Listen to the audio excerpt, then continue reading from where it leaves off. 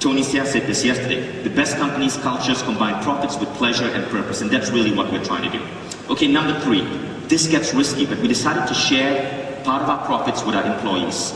So every month, 10% of our profits get distributed to our employees. And again, the results were amazing. We used to do what typical Silicon Valley companies do, where you have stock options, but with the way the stock markets are going right now, stock options don't work anymore. I think it's a model of hiring that belongs in the past. So all we do is every month, 10% of profits go straight to employees. And as a result, people's salary checks literally double. Now, here's why I do this, and I'm bringing up this quote from Greg. Nothing happens till you have a dream and you start thinking big. By tying in our founders and our management goals for revenue with our employee goals, because they know that part of that revenue is going to go to them, we have complete alignment in our office. So if there's a massive crunch day and we got to get a product out, people don't mind working those extra hours because they know the profits aren't just going to the founders. So it's really about having those big goals, but using this to align those goals. Okay, next. This is an interesting one, and for this this is one of the reasons why we actually won the award, World's Most Democratic Workplace. We call it the Sweet Sugar Love Machine. Basically, I have 50 employees, and Branson said this yesterday, as a leader you have to praise, lavish praise, like flowers flourish on water, people flourish on praise.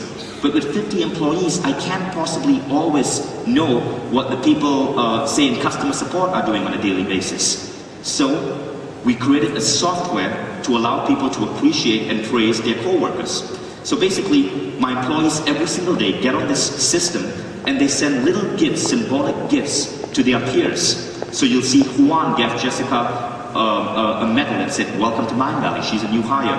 Gabrielle gave Mani a durian, it's a Southeast Asian fruit, and she says, "Thanks for the awesome content you gave our blog." So employees start rewarding and appreciating each other. And amazing things happen. Since we launched this, office politics, pettiness, people being too busy in their own stuff to help their co-workers, all of that disappeared. And we started getting this really close-knit team. But it did have a side effect. It caused so much like love and appreciation in the office that right now, 30% of my staff is dating someone else in the company. And I haven't figured out how to deal with that right now. We're kind of watching, seeing where that's going to go. We keep them in different departments, but there are issues when you bring in too much love into a business. Number 5, we have this rule in our company. It's called the 45-5 rule. You only should work 45 hours a week because you have friends, you have family, you need a social life. You got to be productive so you can get all your work done in 45 hours. But here's the sub-rule. 5 of those 45 hours you must invest in learning new stuff. So you can work, you spend 40 hours executing, and you can spend an extra 5 hours on a Sunday curled up in bed reading a book on marketing, or on meditation, or on mindset, and you get paid for that. We really want to encourage people in growing themselves. And we also send a lot of our employees to seminars all around the world. So if you go to any marketing seminar, you'll usually see people from my company there. Garrett Gunderson said this a few days ago. The more you invest in your mind, your knowledge and your experiences, the richer you'll be. And this has worked amazingly well for us because in 1 year, I'm able to take 25, 23-year-old people and groom them into managers who are running $2, $3 million businesses. And it's really about teaching people the importance of every now and then putting aside execution and studying.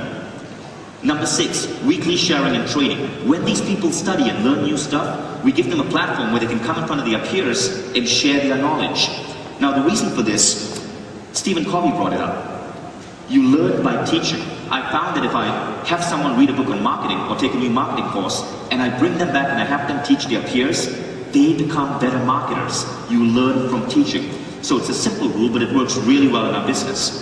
Number 7, group meditation. If you walk into my office at 3 o'clock on a Tuesday, you'll see 50 people meditating together on pillows. It's kind of weird. We've had postman, UPS delivery people get completely freaked out. They think I'm running a cult. But this is basically what we're trying to do. Sean said this yesterday. You better have a vision for what you want in your life.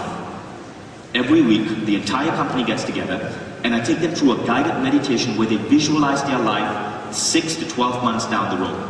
And I ask them to see what their work looks like, what their friends look like, what their bonus checks look like, how productive they are, what type of promotions they've received, what are they doing at work.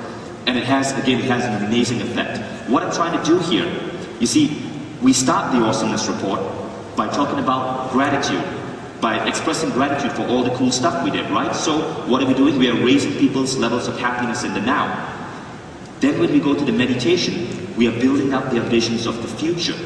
So really, that's what our company meetings are about. Getting people joyful in the now, celebrating their successes, and then visualizing the future.